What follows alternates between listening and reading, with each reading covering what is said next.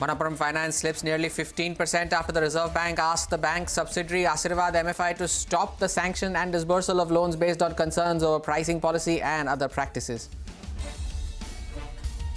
CNBC-TV18 News Break is confirmed. The APM gas allocation to city gas distributors has been cut by 15 to 21%. CGD companies like Gujarat Gas, IGL and MGL, they say that this move will impact their profitability. Jeffrey says the sector could get derated from here on. Wipro is bucking the trend in today's session, climbing as much as 5% on the back of a good quarter. The company sees growth after 6 quarters of decline in constant currency terms. The management tells CNBC-TV18 that they are one step closer to their aspirational margin band of 17 to 17.5%. Infosys, on the other hand, slips nearly 3% after posting its quarterly numbers. Despite seeing a good quarter, there was no positive surprise. Deal wins for the quarter also came in a little bit weakish. And Mazagon Dock Shipbuilder surges as much as 5% after the company will consider a stock split and a dividend announcement in their board meeting on the 22nd of this month.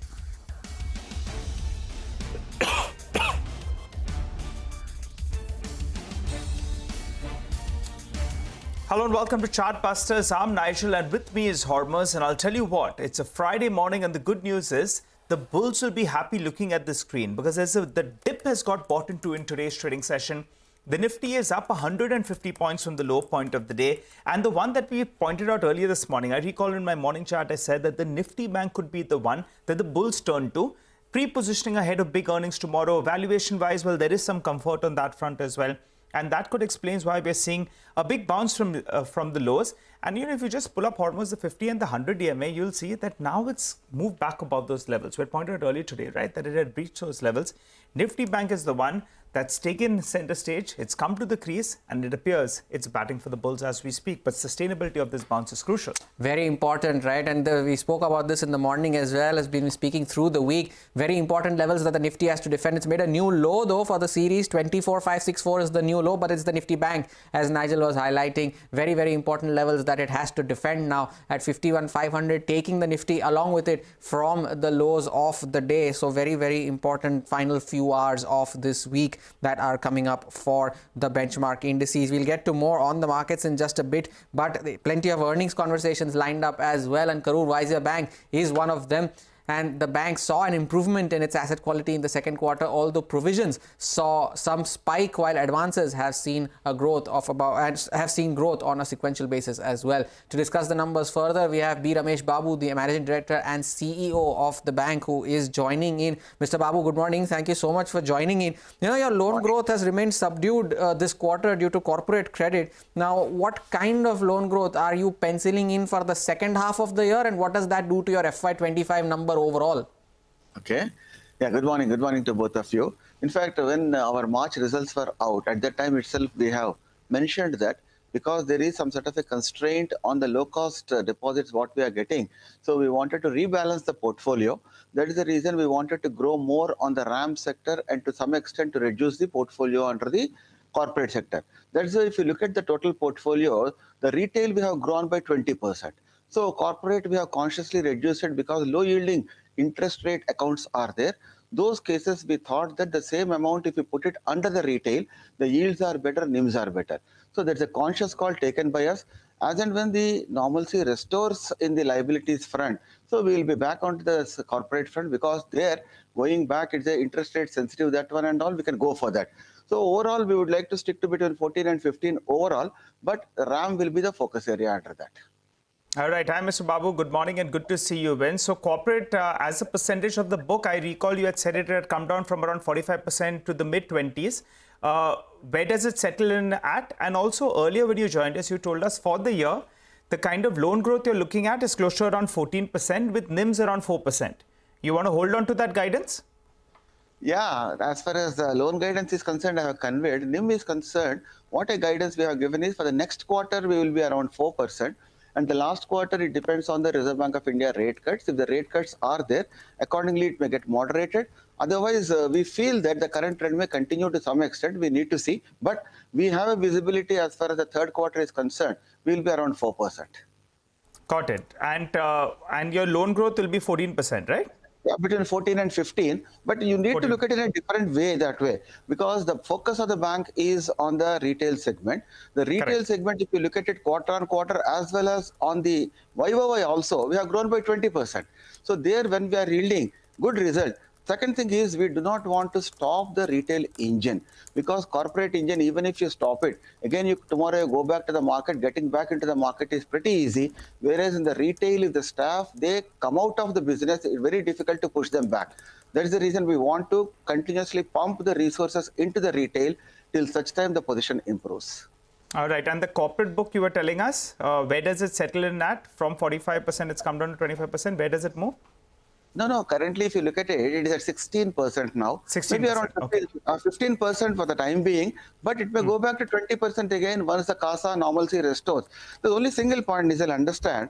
So if you are getting majority of the time deposits, and the corporates, if they expect 9%, and the margin at 7.6%, if you're accepting a deposit and CRR, SLR, if you pay for that, hardly not even 1% you will be getting there. You have to pay the credit cost, other costs, everything is there. So it doesn't make much sense. The same money you need to put it in the retail. Once CASA position improves, we'll be back onto the corporate again. Mr. Babu, your asset quality improved on a sequential basis this time around, but there has been a lot of concern over these unsecured loans and that having an impact on the asset quality of a lot of these banks. So part one of my question is, how much is unsecured loans as a percentage of your book? And B is, would that have any form of impact? Are you seeing any form of stress on that front? In fact, to provide you a comfort, I can very well say our unsecured book is 2.04%. Out of that, the presentation also shows 1,000 crores is in the Amazon BNPL, which is a tested business model which has been going on for the last 4-5 years. If you look at the cohort loss also there, it is between 2 to 2.5. We have an FLDG of 5% from the partner there. So that way, literally, I do not have any sort of a loss or delinquency which we need to bear from our P&L in the Amazon book. Then if I take out that one, hardly my liabilities, unsecured book will be around 200 to 300 crores. That is performing well. There should not be any issue at all in this. All right. Very quickly, sir, if you could give us some guidance on your credit costs and slippages going ahead. Yeah, slippage ratio, it will be around 1% annualized, but it can be lower also. So the credit cost is 75 basis points we have mentioned. But Nizal, here one more point you need to look at it. Credit cost on an organic basis, if I need to look at it, that may not be required. But we thought that when good times are there, we should not forget about the bad times. That is the reason sufficiently provisioning prudentially we have been making. That may look elevated credit cost, but it is not a real credit cost which can be postponed for a later date. But we are doing it today because the position is good. Got it. And very quickly, if you could tell us your CD ratio as well as around 83%, where does this number stabilize at? Yeah, it will be between 83 to 85. It will be ranging in that ratio. All right. And yesterday, you had some moves coming in from the RBI when they're wrapping some NBFCs on the knuckles, Ashirwad. You have some co-lending models as well with NBFCs. Do you think that could, that could hamper your business? No, we don't have any co-lending arrangement with these 4 NBFCs, what you have mentioned. But any other NBFCs, since RBI could be coming down on the sector as well, or do you believe that your co-lending is safe? I mean, you don't see any risk to your business? Yeah, co-lending we have with a reputed partners there and all, time tested that way. And that way our NBFC exposure also, which used to be 8.5, we have brought it down to 5%. Co-lending is also one lending arrangement is with Chola and another arrangement with someone else. Otherwise, we do not have many such arrangements. So that way we are relatively insulated. All right, Mr. Babu, thank you so much for sparing time and sharing with us your views on the quarter gone by. Wish you good luck for the second half of the year. Shifting focus to our special segment, we get you a few ideas for profit from Money Control Pro. Anubhav Sahu is joining in to talk about a stock he is tracking closely. So today we are talking about HEG, which is the lowest cost producer of graphite electrodes and therefore can be a key beneficiary of further consolidation in the industry. So in recent few months, HEG has acquired more than 8% stake in GrafTech, which has 80% higher capacity. And unlike Indian players, GrafTech is vertically integrated. So while it is a treasury investment for now, it certainly seems to be a value bet and there is a scope for more. Additionally, structural demand for the electric arc furnace route to steel production is intact and it is seen as environment friendly. So on the back of new electric arc furnace capacities announced, additional electrode demand of 1 lakh ton is expected in next 3 years, which is more than 16% of global capacity ex of China. Now further, HEG's growth optionality comes from its foray into green anodes, which find use in lithium-ion batteries. It holds a huge import substitution opportunity as such, because anodes are solely imported as of now. Lastly, company's utilization rate of 75 to 80% speaks about cost leadership in the down cycle. Now that said, valuations are at a premium, and hence investors can add it in a staggered manner. Thanks a lot, Anubhav. Well, for the time being, we'll slip into a short break. You come back, we'll continue to focus on stocks as well as on the markets.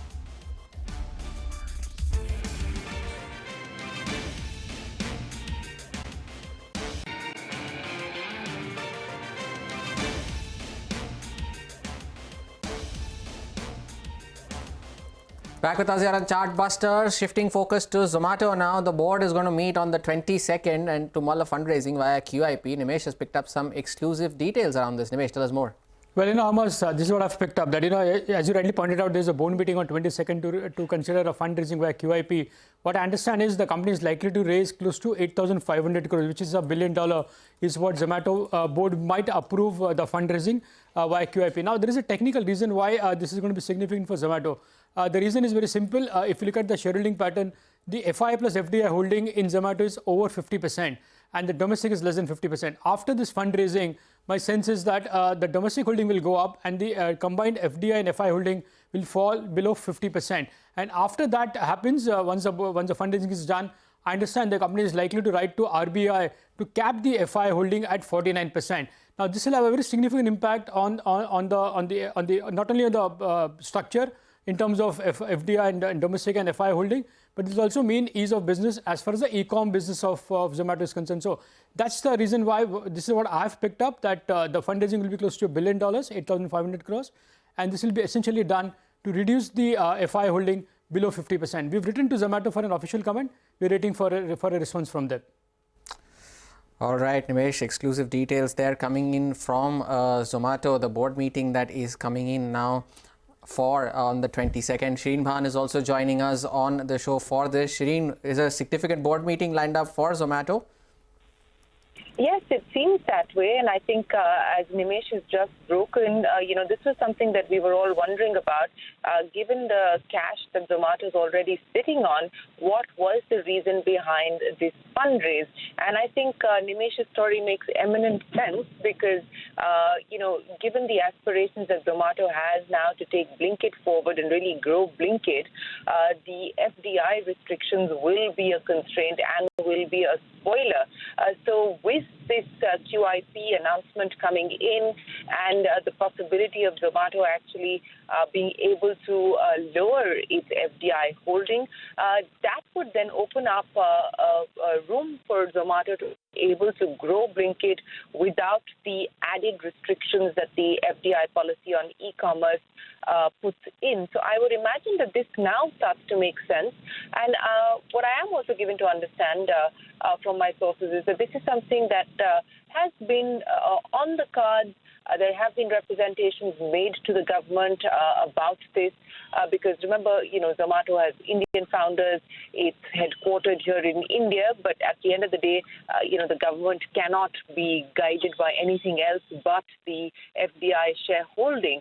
So I think it is prudent that this is a decision or this is a consideration for Zomato at this point in time, given the fact that it is really looking at building out Blinkit, which is the reason why we've actually seen this kind of bump up as far as Zomato's valuation is concerned. So this now starts to make eminent sense, and I'm wondering if we have reactions there with guests on the possibility of we do have Anil Talreja. We do have Anil Talreja, the partner at Deloitte India, and Mohin Ladha of Khaitan and Company, who are joining us to discuss this further. Gentlemen, good morning. Thank you so much for joining in. Mr. Talreja, the first question I would like to ask you is this fundraise that Zomato is planning to do now, is to this e-commerce policy. What does that help now with this, if that does take place? How does that ease things up for Zomato going forward?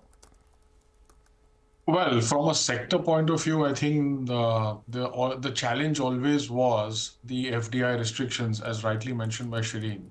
I think what is important is there is some amount of clarity insofar as the regulations are concerned. I think that's one thing which is behind our back, because that was also a concern. Multi-brand, single brand, I think what can do, who can do, all that is sorted. And I think the sector overall has been growing pretty well. So if you look at FY23, our e-commerce sector was actually valued at almost $80 billion. So there's been an increased amount of growth. Finally, I think what is also important is ultimately everything is for the purposes of the consumer. Now, consumer spending has increased, and we've noticed that it has significantly gone up even after the revenge buying post-COVID.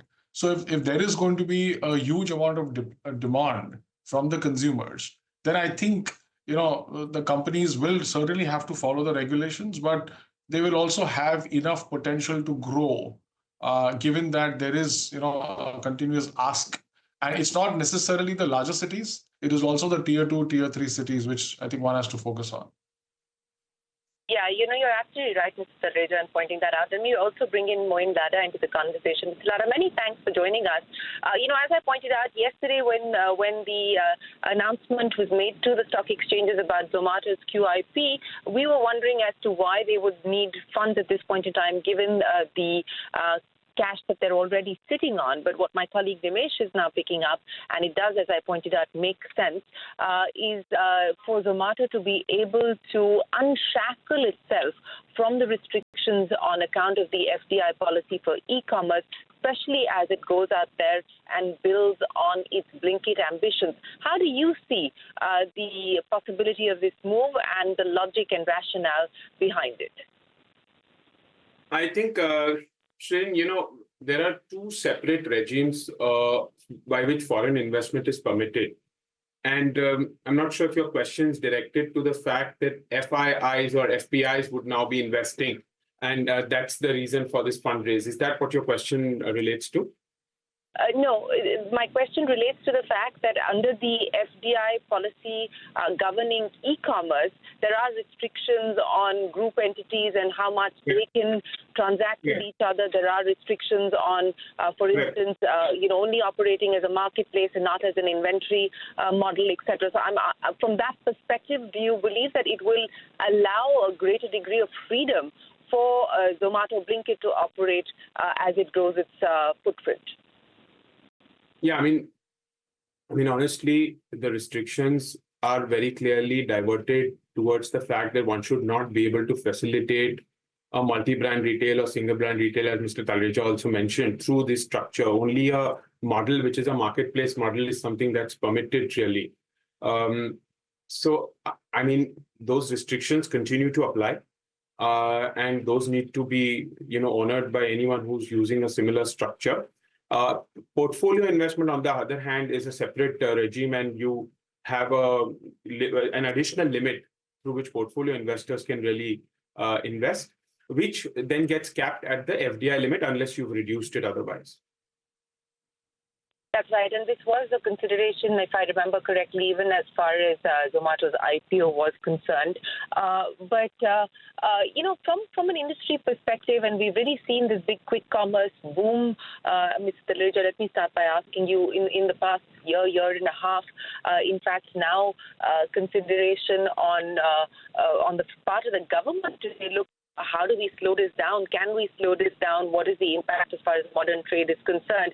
Of course, we've just heard from Zepto unofficially that they're looking at additional fundraise, in addition to the funds that they already raised. So it, of course, requires immense amount of cash, but from a regulatory standpoint, perhaps bringing the FDI holding in Zomato under 50% would provide a greater degree of flexibility? Well, Shireen, I think the way I look at it is there is significant amount of clarity which today is there. So there's no confusion in terms of what should be the percentage stake. But I think what is the driver for all of this. The driver appears to be largely the growth aspiration of the companies. And the growth aspiration typically comes as to what is the feel in the market. When we are seeing companies prosper, that's where they're deriving their valuations from. That's where they're deriving their investors from. And whether it is, single multi-brand inventory-based, the market-based model, or it could be even manufacturing. I think it all depends on what is the model, the financial and the business model that the company adopts. So just to give you an example, if you look at a company that is completely catering to quick commerce, as you said, which is a 10-minute delivery or a 5-minute delivery at the doorstep of the household, and has the potential and the capacity to meet that promise and doesn't do things wrong, I think then there is enough potential for this company to grow. And the funding, the shareholding pattern, the source of the funding simply then follows. That's how I have seen in many conversations I've had with companies in the quick commerce space. Shireen, if I can ask you, with regards to Zomato, as even the guest pointed out about the shareholding pattern, the Chinese ownership has also come down considerably in Zomato. The last holding I was checking, Ant Financial owns only just 2% stake in Zomato now. They were owning more than 10% at one point in time. Will that also mean that the scrutiny on Zomato comes down from a regulatory point stand? While it has been a concern and a consideration, I think across the board, all of the startups that did have significant amount of Chinese holding, including Paytm, etc., have consistently over the last few years been trying to bring that down. So I'm not sure whether that is a likely factor, or a significant factor in this decision. But one will have to see. But I want to go back to Moin, and Moin, just to sort of again build out the case for this. For instance, I am given to understand, like many other. Blinkit also has aspirations as far as private label and so on and so forth is concerned. So, just from a business model point of view, and from the ability to be able to make choices to build out the ecosystem, so to speak, how do you see this move?